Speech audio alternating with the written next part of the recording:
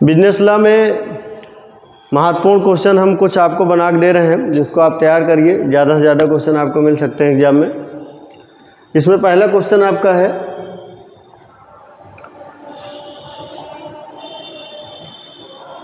Long answer में पहला answer हमने दे दिया यूपी सॉप एक्ट का।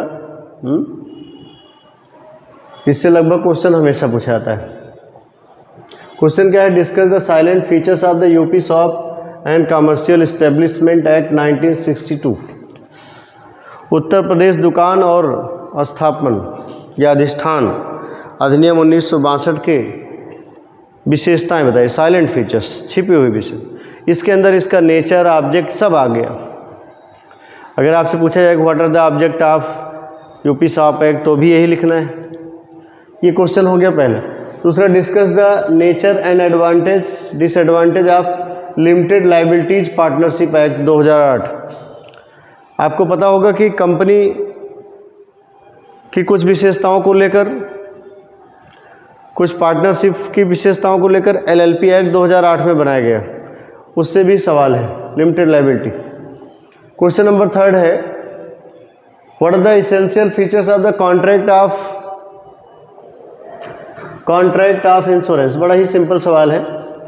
अब लोग सोचेंगे एसेंशियल फीचर्स क्या होता है कॉन्ट्रैक्ट ऑफ इंश्योरेंस।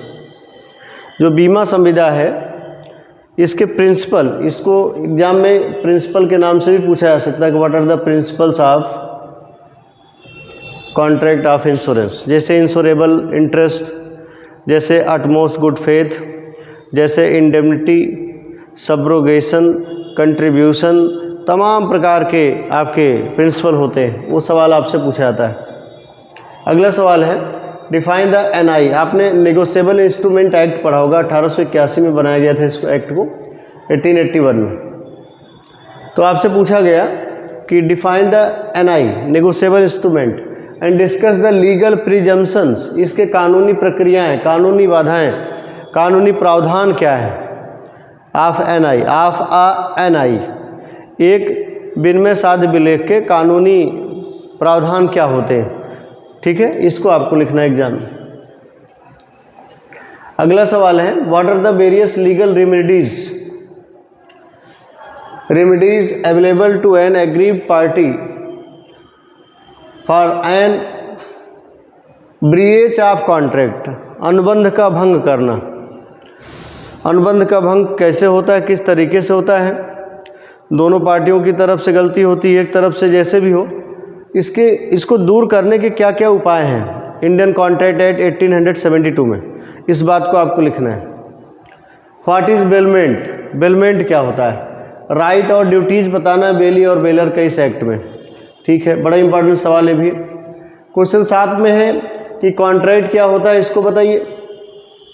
कॉन्ट्रैक्ट, इसके एलिमेंट्स बताइए। वैलिड कॉन्ट्रैक्ट के क्या क्या एलिमेंट्स हैं, और उसमें जो एक consideration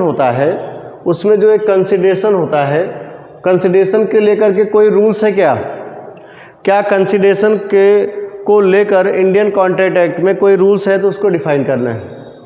question number 8, what is the mean by the free consent. स्वतंत्र सहमति क्या होती है? स्वतंत्र सहमति जब आप पढ़ेंगे तो इसमें आपका फ्रॉड है, एरर्स है, इन सब चीज़ों का आपके ऊपर कोर्सीन है, इन सब का असर नहीं होता है। मिस रिप्रेजेंटेशन है, फ्री, स्वतंत्र सहमति। फिर आपको ये बताना है कि when is constant is not free, कब सहमति फ्री नहीं मानी जाती है। Explain the difference between the miss representation and fraud. इसमें डिफरेंस बताइए, बड़ा इंपॉर्टेंट क्वेश्चन है भी। अगला सवाल है सेल ऑफ गुड्स एक्ट का। आपने पढ़ा होगा सेल ऑफ गुड्स एक्ट, जिसको हम लोग सोगा बोलते हैं, 1930 की बात। अनपेड सेलर कौन होता है? Who is unpaid seller. इसके डिफरेंट राइट बताइए और किन परिस्थितियों में इसके अधिकारों को प्रयोग में लाया जाता है, एक्सरसाइज किया जाता है। इसको आपको ध्यान रखना है। क्वेश्चन नंबर 10, इन चारों में से डिफरेंस पूछा जाता है। कंडीशन और वारंटी में डिफरेंस बताइए, या कंपैरेटिव अप्रोच बताइए। क्रॉसिंग ऑफ चेक, इसमें होल्डर और होल्डर इन ड्यू कोर्स, जो इंडियन नेगोशिएबल इंस्ट्रूमेंट एक्ट है उसमें होल्डर और होल्डर इन ड्यू कोर्स का क्या रोल है वो भी देखना है। Termination of an agency versus appointment of an agent.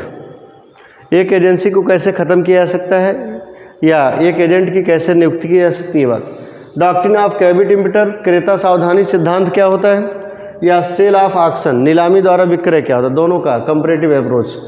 तो ये क्वेश्चन आपके सामने हमने कुछ महत्वपूर्ण क्वेश्चन आपको पेश किए हैं, इसको आप ज़रूर पढ़ डालें ताकि आपका ज़्यादा से ज़्यादा क्वेश्चन आपको मिले और आपको सफलता मिले। जय हिंद, जय भारत।